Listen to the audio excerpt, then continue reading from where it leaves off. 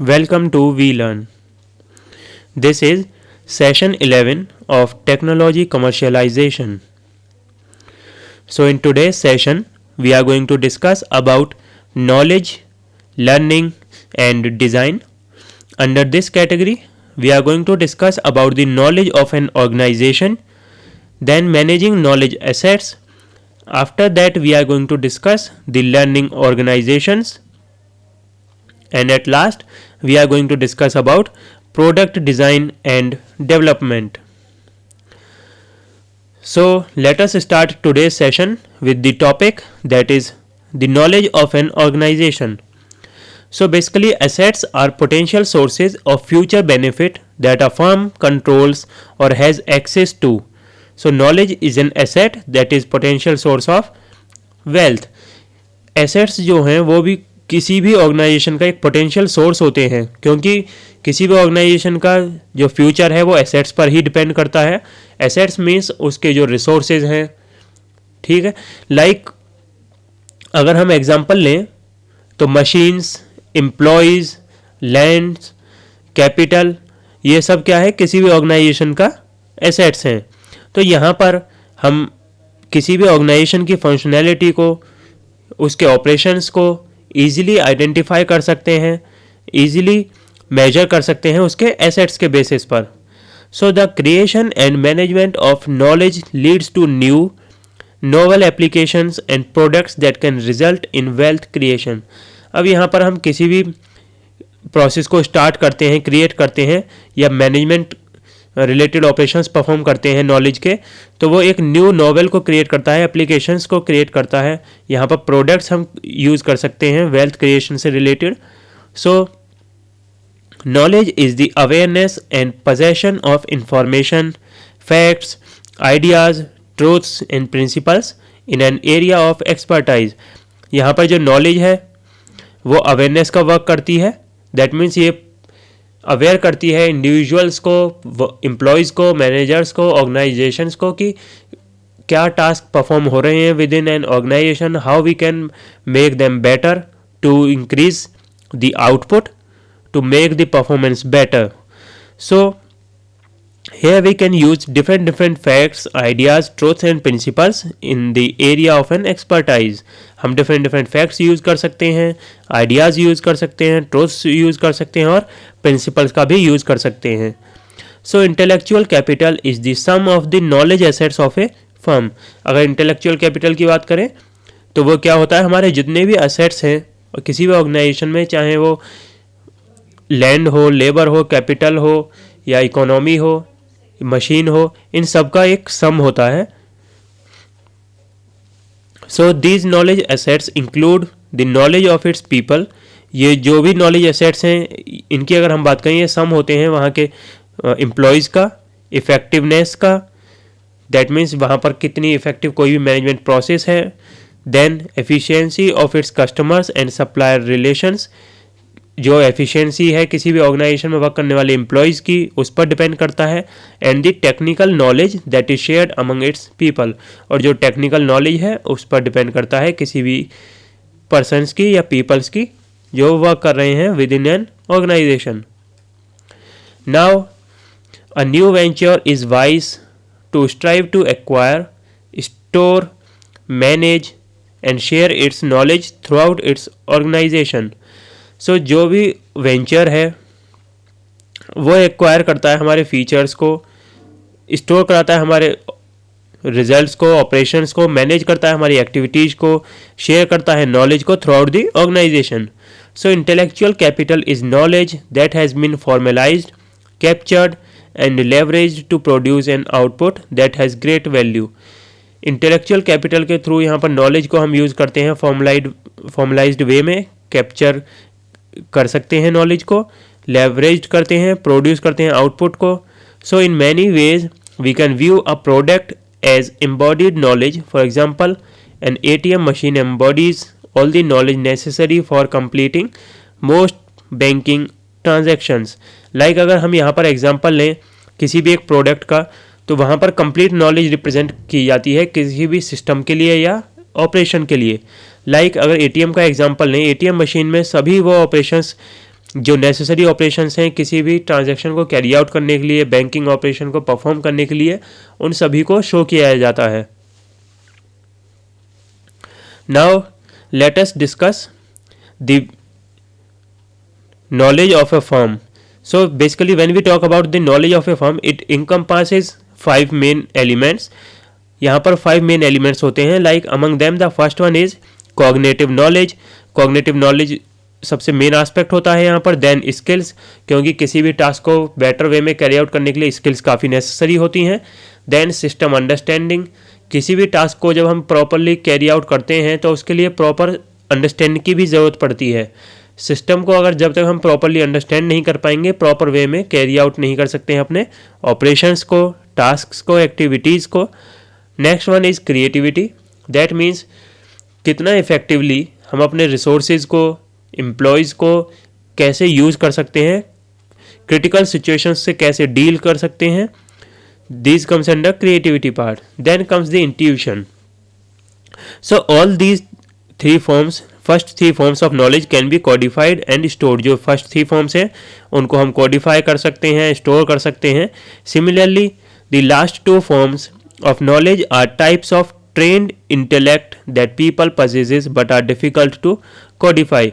जो last two forms हैं knowledge की, वो ट्रेंड इंटेलेक्ट होते हैं। यहाँ पर जो पीपल हैं, पर्सनस हैं, वो इनको possess करते हैं, but these are very difficult to codify. Now here is a representation of the knowledge within an organization.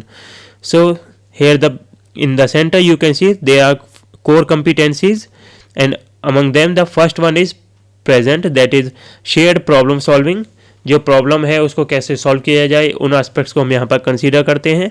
Then comes the second phase, that is implementing new processes and tools within the firm. किसी भी organisation के अंदर new processes को implement करना, tools को use करना, वो सब आता है हमारे सेकंड फेज में। Then comes the third phase, that is future. So here the main thing is experiments and the learning phase. Experiments carry out किए जाते हैं for the future purposes, so as to carry out the events, task, procedures, processes, and it consists of a learning phase as well. Then comes the last one, that is acquiring knowledge from outside the firm. कभी कभी ये possible नहीं हो पाता कि जो organisation के अंदर हम टास्क कर रहे हैं वो सारी इंफॉर्मेशन, रिसोर्सेज हमें ऑर्गेनाइजेशन से ही अवेलेबल हो जाएं। तो इसके लिए इंटरेक्शन की ज़रूरत पड़ती है आउटसाइड एनवायरनमेंट के साथ। So at this phase, in the fourth phase, the organisation interacts with the outside environment. Now here the knowledge can be seen as a source of innovation and change leading to the action. यहाँ पे जो knowledge है वो एक तरीके से source का work करती है innovation processes में, क्योंकि जब तक proper knowledge नहीं होगी, information नहीं होगी, कोई भी task carry out नहीं किया जा सकता। और जितनी better information होगी, knowledge होगी, उतना innovatively हम task को better way में perform कर सकते हैं। So also it provides a firm with the potential for novel action and the creation of new ventures. Now, with increased flow of new information, firms need to develop the means to convert that information into insight. अब इस increased flow के साथ, new information flow के साथ जो firms हैं उन्हें develop करना पड़ता है अपनी न्यू टेक्निक्स को, क्योंकि जो हमारा फ्यूचर है वो अनसर्टेन है। अनसर्टेन मीन्स हमें ये नहीं पता होता फ्यूचर में क्या ऑपरेशंस परफॉर्म होंगे, क्या रिस्क्स हो सकते हैं, क्या फेलियर हो सकते हैं। सो हमें सभी फैक्टर्स को कंसीडर करके ऑपरेशंस को परफॉर्म करना होता है। Now let us start the next topic here, that is managing knowledge assets. So the growth of a new venture rests in part on the increasing value of a knowledge base within the emerging firm. किसी भी organisation का, new enterprise का, new organisation का जो main part होता है वो होता है उसका knowledge base. So knowledge management is the practice of collecting, organising, disseminating the intellectual knowledge of a firm for the purpose of enhancing its competitive advantages. Knowledge management की अगर बात करें, ये एक ऐसी प्रैक्टिस है जिसमें कि हम इंफॉर्मेशन को कलेक्ट करते हैं, ऑर्गेनाइज करते हैं, डिसेमिनेट करते हैं। बेसिकली ये इसलिए हम करते हैं ताकि हम हमारे यहाँ पर जो मेन पर्पस होता है वो होता है कम्पिटिटिव एडवांटेज का। तो कम्पिटिटिव एडवांटेज गेन करने के लिए हमें ये सारे प्रोसेसेस परफॉर्म करने पड़ते हैं। So here the first step is to identify and evaluate the role of knowledge in the firm. सबसे फर्स्ट स्टेप यहाँ पर जो होता है वो होता है किसी भी नॉलेज को आइडेंटिफाई करना, इंफॉर्मेशन को आइडेंटिफाई करना और फिर उसका रोल समझना कि इसका मेन रोल क्या है किसी भी ऑर्गेनाइजेशन में या फर्म में। Then how is this knowledge created, stored and shared. इस नॉलेज को हम कैसे क्रिएट कर सकते हैं, स्टोर कर सकते हैं और शेयर कर सकते हैं। Then comes the second step. So the second step is to identify the expertise, capabilities and intellectual capital that create value for a firm. जो सेकंड स्टेप है उसमें हम आइडेंटिफाई करते हैं एक्सपर्टाइज को, कैपेबिलिटीज़ को, इंटेलेक्चुअल कैपिटल को और क्रिएट करते हैं एक वैल्यू फर्म के लिए। After that we examine the uniqueness and value of these intellectual assets.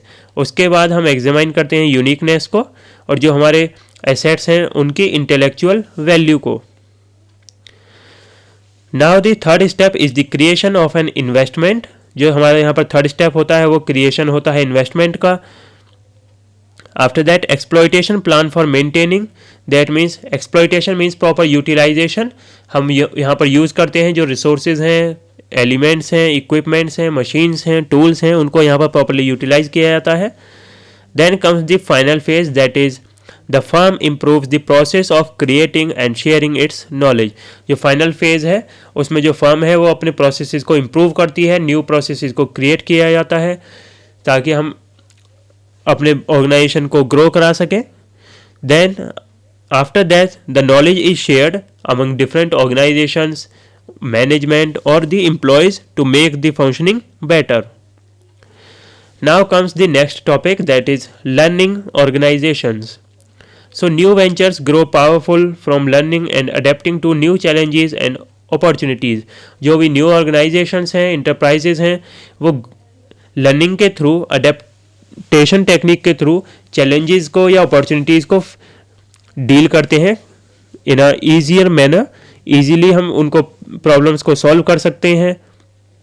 So a learning organisation is skilled at creating, acquiring and sharing new knowledge and at adapting its activities and behavior to reflect new knowledge and insights. इसीलिए जो learning organisation है उसका जो main M होता है वो create करना, skills को एक्वायर करना या शेयर करने पर होता है। After that it also aims at adapting its activities and behaviour to reflect new knowledge and insights. इसका जो सेकंड मेन ऑब्जेक्टिव होता है वो ये भी होता है कि किसी भी एनवायरनमेंट के अकॉर्डिंग खुद को एडजस्ट करना, अडेप्ट करना, बिहेवियर को चेंज करना according to the new knowledge. After that a technology venture creates and acquires knowledge and shares this knowledge among its people. उसके बाद जो भी ऑर्गेनाइजेशन है वो नॉलेज को गैदर करती है, एक्वायर करती है और उस नॉलेज को शेयर करती है एम्प्लॉयज़ में, पीपल्स में। So as a result of this new knowledge the organisation adapts its actions and behaviour. और इसी न्यू नॉलेज के बेसिस पर जो भी ऑर्गेनाइजेशन है अपने बिहेवियर को, ऑर्गेनाइजेशन के एक्टिविटीज़ को, एक्शंस को, ऑपरेशंस को अडेप्ट करती है। Now the next thing is learning organisations are skilled at 5 activities. जो भी लर्निंग ऑर्गेनाइजेशन है वो बेसिकली परफेक्ट होनी चाहिए 5 एक्टिविटीज़ में। Among them the first one is systematic problem solving, that means proper way में प्रॉब्लम्स को सॉल्व करना आना चाहिए। Then experimentation with new approaches, जो new techniques, new methods use किए जा रहे हैं किसी भी ऑर्गेनाइजेशन में प्रॉब्लम को सॉल्व करने के लिए, उनके साथ एक्सपेरिमेंट्स करने आने चाहिए। Then learning from their own experience and past history, अपने पास्ट हिस्ट्री से, अपने ही एक्सपीरियंस से उन्हें को सीखना चाहिए। Then learning from the experiences and best practices of others, जो अदर ऑर्गेनाइजेशन हैं उनके बेस्ट एक्सपीरियंसेस से, बेस्ट प्रैक्टिसेस से कुछ गेन करना चाहिए।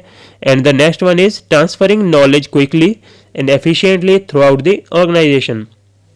किसी भी ऑर्गेनाइजेशन में नॉलेज को क्विकली ट्रांसफ़र करना और एफिशिएंटली यूज़ करना भी आना चाहिए। Now the learning organisation is active, imaginative and participative, so it attempts to shape its future rather than react to forces. यहाँ पर जो कोई भी लर्निंग ऑर्गेनाइजेशन है वो एक्टिव होती है, इमेजिनेटिव होती है, पार्टिसिपेटिव होती है, दैट मीन्स ईजिली वो एक्टिवली टास्क को परफॉर्म करते हैं। इमेजिनेटिव मीन्स टाइम के अकॉर्डिंग अपने आप को चेंज करते हैं, इमेजिन करते हैं फ्यूचर कैसा होगा, उसके अकॉर्डिंग अपने ऑपरेशंस को प्रेडिक्ट करते हैं वो। देन पार्टिसिपेटिव, दैट मीन्स हर एक एक्टिविटी में, हर एक ऑपरेशन में वो पार्टिसिपेट करते हैं, इन्वॉल्व होते हैं। So a learning firm adapts itself to its learning and increases opportunities, initiates changes and instills in employees the desire to be innovative. जो लर्निंग ऑर्गेनाइजेशन होती है वो अडेप्ट करती है काफ़ी easily according to the environment, opportunities create करती है, increase करती है और अपने एम्प्लॉयज़ को भी मौका देती है कुछ नया सीखने का, नया करने का। So a learning organization confronts the unknown with new hypotheses, test them and creates new knowledge. जो लर्निंग ऑर्गेनाइजेशंस हैं न्यू हाइपोथेसिस टेक्निक्स यूज़ करती हैं, उन्हें टेस्ट करती हैं और न्यू नॉलेज सिस्टम्स को क्रिएट करती हैं। Now let us discuss the next topic here, that is product design and development. So one of the early tasks of a new venture is the product design and development of the new product. किसी भी new organisation का, new enterprise का जो main objective होता है वो होता है किसी भी न्यू प्रोडक्ट को क्रिएट करना, डिज़ाइन करना और उसका development.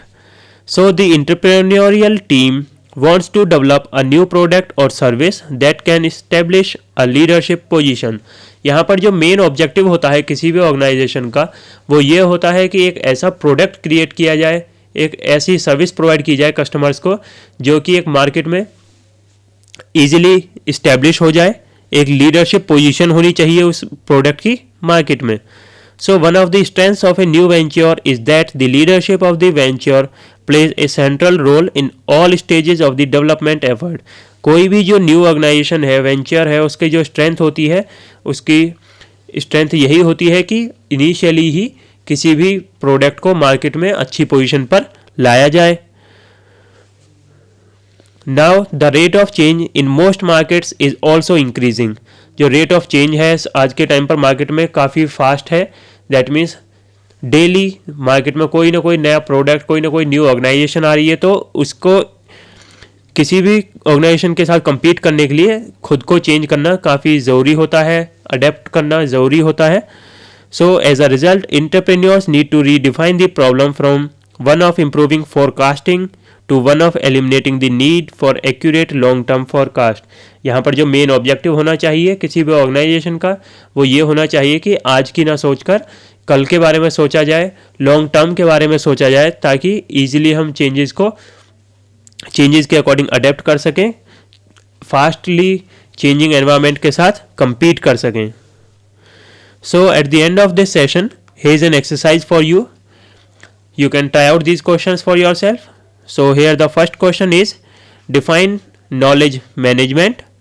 Then the next question is what are the main elements in the knowledge of a firm. So this is the end of today's session. Thank you.